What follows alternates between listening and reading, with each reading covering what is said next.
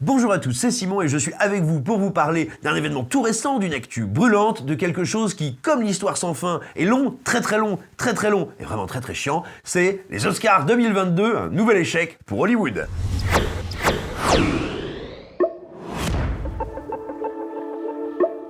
Alors, tout simplement, que dire rapidement, c'est une petite vidéo de décryptage sur les enjeux, les réussites ou les échecs de cette énième cérémonie dont on n'a pas encore les résultats d'audience et dont on va dire certains événements peuvent laisser penser qu'il y a dû y avoir un pic à un moment, mais dont il n'est pas dit qu'elle ait franchement passionné les foules. Alors, on va passer rapidement sur l'événement truculent, picaresque, pathétique de cette soirée, à savoir Will Smith allant coller une châtaigne à Chris Rock pour finalement remonter sur scène quelques instants plus tard, prendre son Oscar et essayer de se justifier piteusement en disant mais moi je jouais un homme qui prend soin de sa famille et je viens de prendre soin de ma famille et de son image. Bref, il n'y a finalement pas grand chose à en dire, c'est un excès un peu, moi que je trouve assez embarrassant, qui ne m'intéresse pas plus que ça, et dont je pense qu'il n'y a pas grand intérêt à se faire l'exégèse, sinon à en rire et à dire que, décidément, jusqu'au bout, Will Smith, dans ses happenings, dans ses colères, dans ses prises de position et ses coups de sang ressemblent de plus en plus à une sorte de Tom Cruise raté. Et ça, moi, ça me fait beaucoup rire parce que, bon, voilà, comme Tom Cruise, on a l'impression que beaucoup de ses rôles, qu'il interprète assez brillamment d'ailleurs, et ça n'est pas pour rien qu'il a eu l'Oscar du meilleur acteur eh bien, j'ai mangé le titre, mais en même temps, le film est très mauvais. Ce film, donc, sur le père des sœurs Williams, qui pose plein de problèmes à plein de niveaux, à plein d'endroits, mais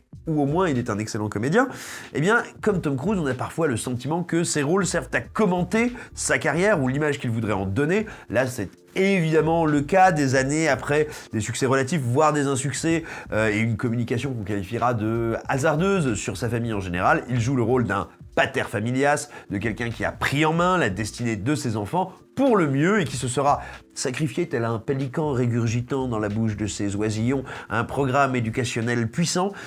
C'est évidemment une opération de communication pour lui-même, c'est ce que devaient être les Oscars et cette consécration, et au final, non, ça aura été une pitrerie de plus dans sa carrière, et voilà, ça m'amuse.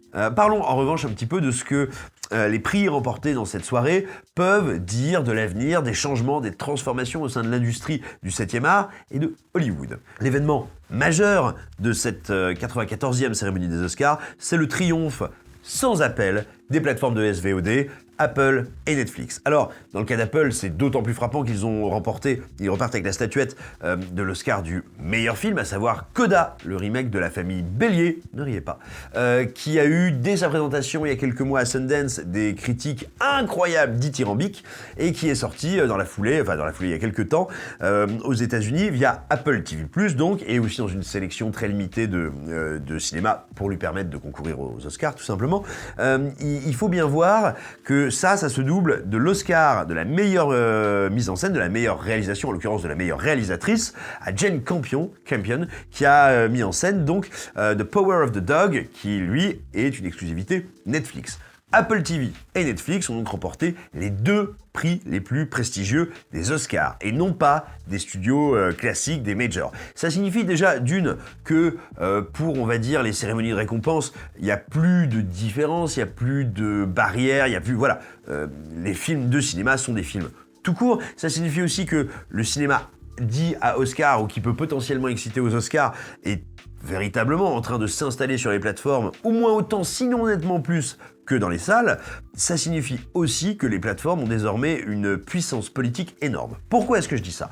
Parce que traditionnellement, il faut le savoir, les Oscars, c'est pas uniquement un vote fait par des mains innocentes dans la pureté d'un nuage himalayen, ça ne veut rien dire. C'est aussi et surtout de très longues, de très importantes, de très coûteuses campagne politique. Alors pas politique dans le sens gauche, droite, progrès, pas du tout dans ce sens-là.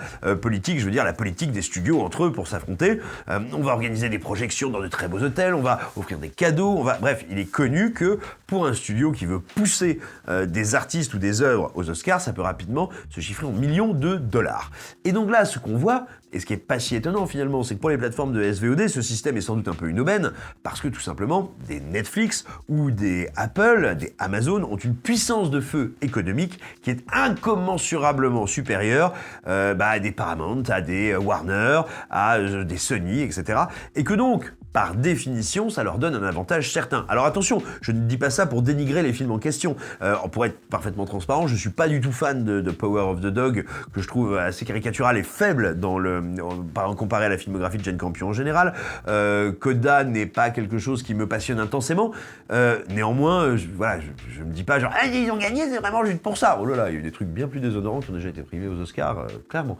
Non, en revanche, ce qui est certain, c'est que ça nous montre qu'aujourd'hui, non seulement les plateformes SVOD savent maîtriser effectivement tout, on va dire, ce jeu d'investissement, de politique, de mise en avant, savent pousser leurs films, elles savent comment le faire, elles ont les moyens de le faire, et étant donné leur puissance économique qu'on connaît, leur budget, leur capacité à investir, je rappelle que c'est pour l'année 2020 ou 2021, j'ai un doute, Netflix, c'est 21 milliards d'investissements dans l'acquisition de production et dans la production directe d'œuvres. C'est colossal. Et donc, leur puissance de feu va leur donner très probablement, on va dire, une capacité d'action, une mainmise très très forte sur ces cérémonies-là.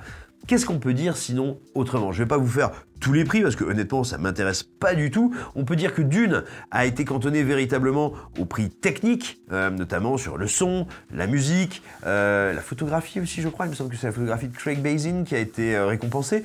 Et pareil, alors je suis pas là pour vous dire ah c'est mérité, c'est pas mérité, mais il est quand même important de voir qu'un film extrêmement mis en avant par la Warner est mis en avant comme un film d'auteur, comme une proposition artistique, a reçu des prix alors c'est un blockbuster évidemment en termes de budget, hein, c'est un gros film, mais a reçu des prix qui généralement vont plutôt à du pur cinéma de divertissement et qui n'a pas réussi à atteindre, on va dire, cette sphère, la sphère meilleur réalisateur, meilleur film. Voilà, le film en est resté exclu. C'est notable, c'est d'autant plus notable qu'il avait été particulièrement apprécié, on va dire, par les institutions et la presse quand il est sorti. Donc c'est pas un film qui aurait eu à batailler pour se faire connaître. Alors on peut regretter que Steven Spielberg, qui a mis en scène avec West Side Story un des meilleurs films de sa carrière, de l'année, de la galaxie et du monde entier, et oui, je n'exagère absolument pas, vous l'aurez bien compris, je suis là d'une neutralité absolue. On peut regretter que le film n'ait quasiment rien eu, et ni la meilleure mise en scène, ni le meilleur réalisateur, mais enfin, c'est un classique des Oscars qui, il faut le savoir, ont tendance aussi à sanctionner le succès. Vous ne verrez jamais ou quasiment jamais un film récupérer des Oscars s'il a fait un bid. Or, s'il y a bien eu un bid stratosphérique cette année, c'est bien West Side Story. Ce n'est donc pas une surprise, même si le cinéphile en nous pleure. Que dire d'autre? Oui, voilà, c'est bien ça ce qu'il faut voir maintenant. Hollywood en tant que tel, ou plutôt le Hollywood classique, le Hollywood de ce qu'on appelait les majors, est en train de mourir. Ou de faire une mue totale, une transition absolue qui, au moins pour les États-Unis, mais ça devrait quand même continuer un peu à s'étendre, va aller du côté des plateformes parce que c'est devenu le premier mode de consommation, un nouveau mode de consommation extrêmement puissant de beaucoup de gens du cinéma, et surtout que ces entités commerciales-là, qui appartiennent généralement, alors c'est pas le cas de Netflix, mais c'est le cas évidemment d'Apple TV+, évidemment d'Amazon Prime, appartiennent à des superstructures économiques qui leur donnent une puissance de feu sans nom, eh bien elles sont, elles, aujourd'hui, capables de plier l'industrie, en tout cas l'industrie américaine, à leur beau vouloir, à leurs bras, et de lui en donner une nouvelle forme. Les Oscars viennent de le montrer. Reste à savoir si cette cérémonie a encore beaucoup de sens. On en a déjà parlé au moment de notre vidéo sur les Césars, qu'on vous mettra en lien en description, mais quel est encore le sens de cette cérémonie et de ces cérémonies au moment où la distribution et on va dire, voilà, en gros, la découverte des films se fait de manière beaucoup plus fluide tout au long de l'année pour le public, que le glamour, les stars, le strass et les paillettes, les tapis rouges peuvent être appréciés sur tous les réseaux sociaux 24 heures sur 24, 7 jours sur 7. C'est une vraie question, et s'il faut que chaque année Will Smith tape sur quelqu'un pour qu'on tienne les audiences, c'est un coût culturel à payer que nous ne sommes peut-être pas prêts en tant que civilisation à engager. Que vous dire de plus? À mon sens, pas grand-chose. J'espère que cette petite vidéo de résumé décryptage vous aura intéressé, vous aura plu. Si c'est le cas, abonnez-vous à la chaîne YouTube d'Écran Large, mais surtout, abonnez-vous au site Écran Large, car si vous en avez les moyens et le désir profond, vous pouvez, pour quelques euros sonnants et trébuchants, le lien est en description de cette vidéo, devenir un membre premium d'Écran Large. Nous, ça fait que déjà on pourra vivre plus, on pourra moins vivre de la publicité et plus de vous, nos lecteurs, donc travailler avec toujours plus d'indépendance, de créativité, de profondeur, et mieux se rémunérer, ne nous mentons pas.